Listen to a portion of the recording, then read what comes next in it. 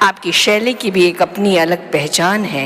आपको कई national awards film fair मिले हुए हैं और जैसा कि आपके आने से पहले ही हमने आपकी वीडियो देखी थी जिसमें नाम फाउंडेशन के बारे में हमने बहुत कुछ जाना, कैसे आप मददगार खेती के चीज़ों के द्वारा नदियों को आपने रिवाइव किया है और कई संयंत्र लगा के मदद की है और आज आप हमारे सामने साक्षात हैं।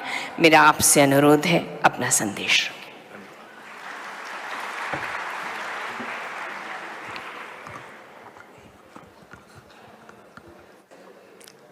नमस्कार सभी को, आपको भी आभारी हूं आपने आमंत्रित किया हमें।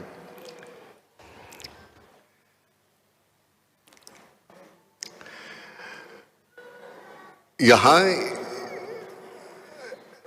एक 8.5 साल हो गया, 8 साल 6 महीने हो गए। महाराष्ट्र में वैसे पानी की तो कमी है नहीं,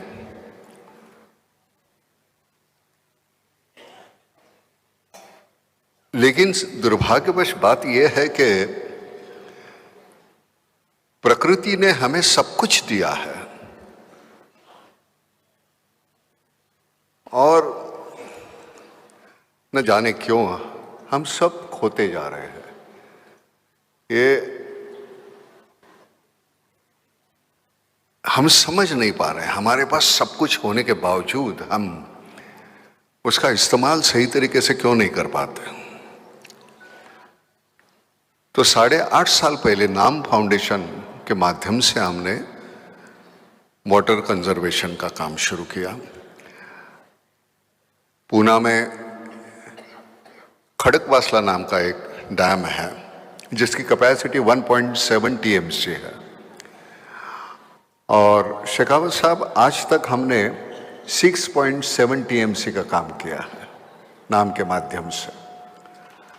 ये इसलिए नहीं बता रहा हूं कि कितना बड़ा काम है, पता चले कि एक सामान्य व्यक्ति एक कुछ अगर शुरू करती है तो कितने बड़े क्वांटम का काम हो सकता है। हमारा प्रॉब्लम वही है कि बच्चे बड़े हो जाते हैं, सीखते हैं, पढ़ते हैं, आधुनिक तंत्रज्ञान जो है हमारा वो सीख लेते हैं और फिर दोबारा गांव की तरफ लौटते नहीं, शहर में बच जाते हैं। ये सबसे बड़ा नुकसान है हमारा। पुराने सिरे से अगर हम खेती करते रहेंगे तो हमारी खेती उतनी उपज हमें मिलेगी नहीं, हमको नए सिरे से खेती करनी पड़ेगी। नया तंत्रज्ञान हमें नई पीढ़ी को अवगत है लेकिन वो वापस जा नहीं रही है खेत में। तो ये माइग्रेशन जो है वो खत्म होना चाहिए। अगर ये माइग्रेशन रुकता है तो मुझे लगता है कि हमारे गांव हैं वो समृद्ध हो जाएंगे। मैं खुद गांव खेड़े में रहता हूं, आज भी काम के सिलसिले में जब आता हूं तो शहर में आना पड़ता है, लेकिन बड़ी दिक्कत होती है, शहर में दम घुटने लगता है। दीवारों में रहते हैं हम, मैं, मेरी बीवी, मेरे बच्चे, मेरे माँ बाप। खैर आजकल तो माँ बाप भी नहीं। तो हम इतने सीमित हो गए हैं। जो कल हमारे सामने हमारा एक पड़ोस था, अगर घर में, बगल के घर में अगर कुछ पकता था तो एक कटोरी हमारे घर में आ जाती थी, हमारे यहाँ पकता था तो वहां जाती थी, लेकिन वो सब कहाँ गायब हो गया। बड़े सिरे पे हमें सोचना पड़ेगा। 35 थे 135, 140 हो गए हम। सोर्सेस वही हैं, सीमित है। शेखावत साहब, हम सभी बातें करते हैं, बाकी आबादी की बात कोई नहीं करता। दिन ब दिन बढ़ते जा रही है, बढ़ते जा रही है, वो सीमित होनी चाहिए, क्योंकि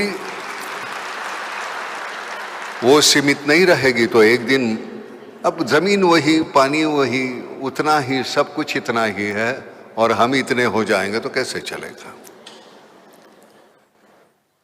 और पानी एक ऐसी चीज है, उसके अलावा कुछ नहीं हो सकता। जमीन जमीन रहेगी, अगर उसके ऊपर पानी डालो फिर वो हरी हो जाएगी। पानी के अलावा कुछ नहीं है, सही मायने में जीवन है पानी।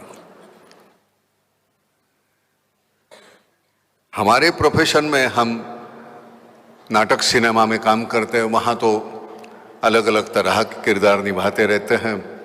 कोई कभी कभी सराहना करते हैं हमारी, तो पूछते हैं नहीं आपने वो कैसे खूबी से निभाया, ये कैसे खूबी से निभाया, सभी रोल कैसे खूबी से निभाते हैं।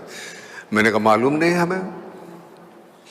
एक कहानी है, धोबी था, उसका गधा गुम हो गया। वो दिन भर ढूंढता रहा, गधा कहीं मिला नहीं। रात हो गई, घर आया। बीवी ने कहा कि दिन भर थके हो, कुछ खा लो। परोसा, एक निवाला तोड़ा, मुंह की तरफ लिया और वैसे ही रख दिया और बाहर गया। बीवी चिल्लाती रही, कहाँ जा रहे हो? और 5 मिनट में गधा लेके आ गया। बीवी ने कहा दिन भर ढूंढते रहे, गधा मिला नहीं, अब कहां से लाया? तो कहते नहीं, बैठा निवाला तोड़ा तो मेरे जहन में एक बात आई कि अगर मैं गधा होता तो कहां जाता। वहां जाके देखा तो वह गधा मिल गया। तो आज तक जो हमारे रोल है वो हमको ऐसे मिल गए। नाम फाउंडेशन वो भी एक ऐसी ही चीज है कि लगा चलो शुरू करते हैं कुछ, और किसी की हंसी की हम मजे हो जाते हैं ना, तो बड़ा मजा आता है। इससे बेहतर नहीं है। अब नाटक सिनेमा में काम करने की वजह क्या है? आप जब तालियां बजाते हैं, आप सराहना करते हैं, आप बोलते हैं नहीं वाह बहुत अच्छा काम किया, बड़ा अच्छा लगता है। ये इंसान की फितरत है, उसे कोई अच्छा कहे तो अच्छा लगता है, लेकिन जिस दिन बुरा कहे तो बुरा लगे ना तो और अच्छा होगा। क्योंकि बुरा कहने के बावजूद कोई सुधरता नहीं, तब दिक्कत होती है। खैर,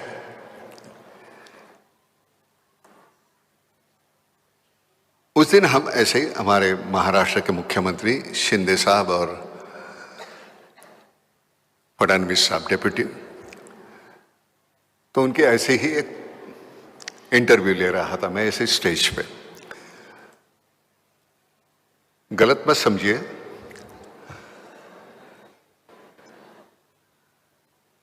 राजा, हमारे यहाँ तो राजा जाते नहीं है, लेकिन परदेश में जैसे राजा रानी फिशिंग को जा रहे हैं।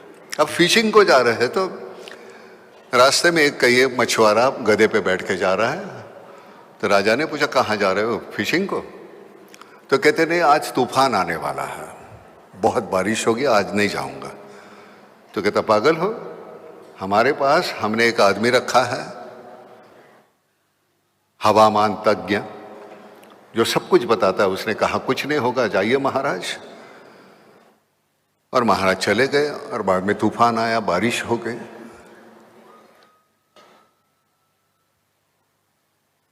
तो महाराज ने वो जो हवामान जो तज्ञ रखा था, काफी पैसे देके उसको बुलाया, प्रधान को कहा इसको निकाल दो धक्के मार के। और जो मछुआरा था जिसने कल कहा कि वो तूफान आने वाला है, उसको लेके आओ, उसको अपॉइंट करो इधर इसकी जगह। उसको पकड़ के लाए। तो मछुआरे ने कहा महाराज मुझे कुछ नहीं आता, मैं कुछ नहीं जानता। तो कहे परसों तो तूने कहा तूफान आएगा, बारिश आएगी, और सही निकला।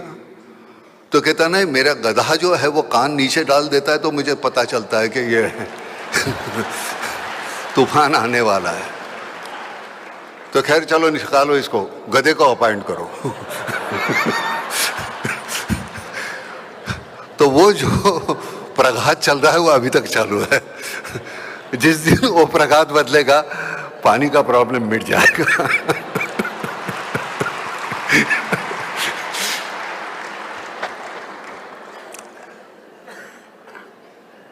तंज की बात छोड़ो, लेकिन मैं सबसे बुरी बात हमारे यहां यह है, जो चीज हमारे पास है उसकी कीमत नहीं हमें। वेंटिलेटर पे 2 दिन रहो, 7 लाख का बिल भरोगे, जन्म से यहाँ सांस ले रहे हो लेकिन उस पर्यावरण का आप कोई ख्याल नहीं रखेंगे। ये तो कमाल है, क्योंकि फोकट का है ना, भगवान ने दिया हुआ। हवा है, पानी है, ऑक्सीजन है। वो जिस दिन हम ख्याल करेंगे तो मजा है, नहीं तो क्या। मैं यहाँ आने की मैं वजह बताता हूँ। मैं शूटिंग कर रहा था प्रयागराज में, यहाँ से 2.5 घंटे फ्लाइट से लगते हैं। हमारी शूटिंग आज बंद रखी है हमने। मैंने कहा नहीं, जाना है, क्योंकि ये बात करने का मौका मिलेगा मुझे। मैंने कोई मेहरबानी नहीं की, मैं वहीं जाता हूं जहां मुझे खुशी मिलती है। आपको मिलती है कि नहीं मुझे नहीं मालूम। I like you not because of what you are but what I am when I am with you. मंदिर मुझे अच्छा नहीं लगता, मंदिर में जाने के बाद मुझ में जो बदलाव आता है वो मुझे अच्छा लगता है, इसलिए मुझे मंदिर अच्छा लगता है। मंदिर में सच कहता हूं, मैं जाता नहीं। भगवान के जैसे इतने लोग मेरी जिंदगी में मिले, उनके सामने झुकते झुकते भगवान की तो बारी आई ही नहीं। एक बार जाएंगे तो बात करेंगे तब। बाबा आमटे हैं, इतने बेहतरीन, इतने कमाल के समाज सेवक। और क्या चाहिए, हमारे इर्द गिर्द इतने ऐसे लोग हैं जिनके छूने से भी हम में इतना बदलाव आ गया। आप जिस तरह का काम कर रहे हैं, इतना बेहतरीन काम है। मैं तो कहता हूं ना, मैं अभी कह रहा था बहन जी को कि मैंने कहा मैं पाखंडी किस्म का आदमी हूं। हम कहीं जाता नहीं, कोई बात कहीं कोई कुछ बात किसका ख्याल ही नहीं किया। बिल्कुल जंगली का जंगली रहा, जैसे था वैसे, गांव खेड़े का वही हूं मैं। और मैं खुश हूं। आज गांव खेड़े में जब रहता हूं तो वहां दीवारें नहीं है।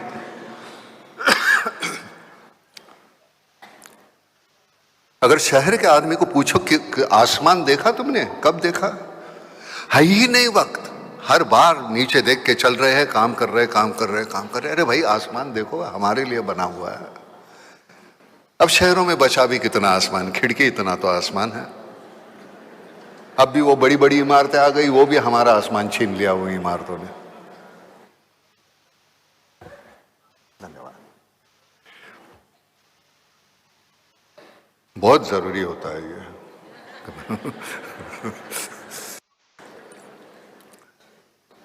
तो कहीं यहां मैं मेहमान करके नहीं आया हूं। मुझे लगता है जो काम मैं कर रहा हूं, करने की कोशिश कर रहा हूं, मैं अकेला नहीं। हमारे यहाँ शिप्रा माथुर, जो हमारे राजस्थान से, जयपुर से है, जो हमारी ट्रस्टी है और बहुत बेहतरीन काम करती है।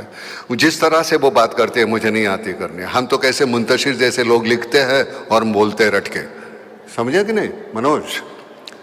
ये जो है ये ओरिजिनल लोग हैं।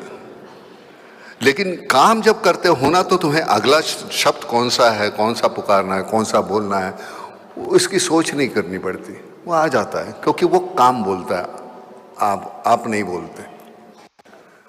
शेखावत साहब, अगले मालूम नहीं अगले बार आप हमें कब बुलाओगे। मेहमान के तौर पे मत बुलाइए, गांव खेड़े में हमको जाने दो। जहां जहां दिक्कत है, वहां का काम करना चाहेंगे हम। वहां पानी कैसे लाया जाए उसके बारे में हम, तो आप यहां से शिप्रा जी, सभी के युवराज, उतनी मेहरबानी करना, जहां जहां उनसे मिलके बता देना। और जितनी हमारी औकात है हम काम करने की कोशिश करेंगे। और आपके ऑर्गेनाइजेशन को मैं कहता हूं कि मुझे अपना समझिए और मेहमान करके मत बुलाइए। नहीं आएंगे, हमें अपना समझ के बुलाएंगे, बार बार आएंगे हम, और सही काम के लिए।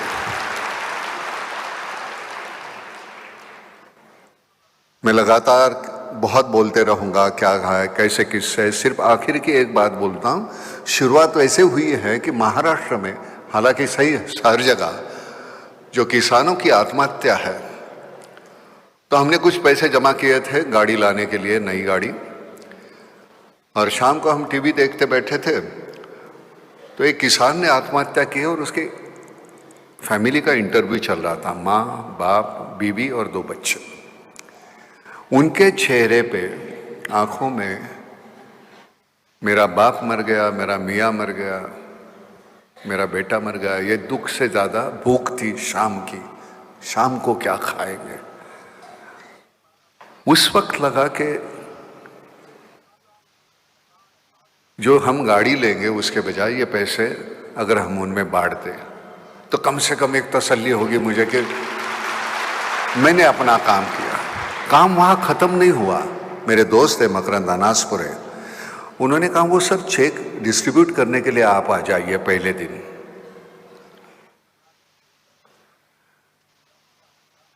बड़ी नाखुशी से मैं वहां गया। सामने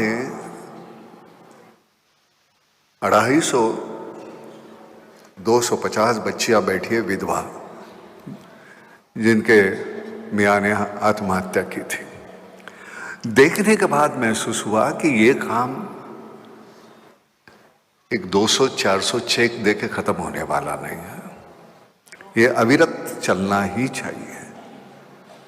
और वहां से वो शुरुआत हुई।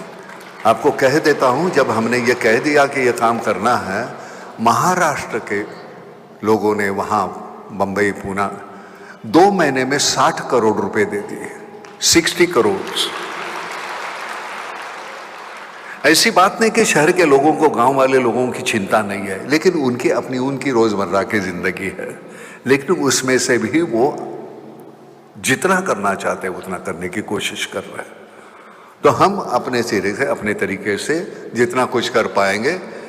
तो ये जो है क्षिप्रा जी, सबके सामने मैं कहता हूं, ये आपकी जिम्मेदारी बनती है। अब इनसे मिलिए और वो आगे हम काम ये शुरू करेंगे, क्योंकि नाम फाउंडेशन का काम जो है वो महाराष्ट्र के लिए अब सीमित नहीं है, वो यहाँ राजस्थान के लिए है, आसाम के लिए शुरू किया है हमने। सो धन्यवाद, थैंक यू।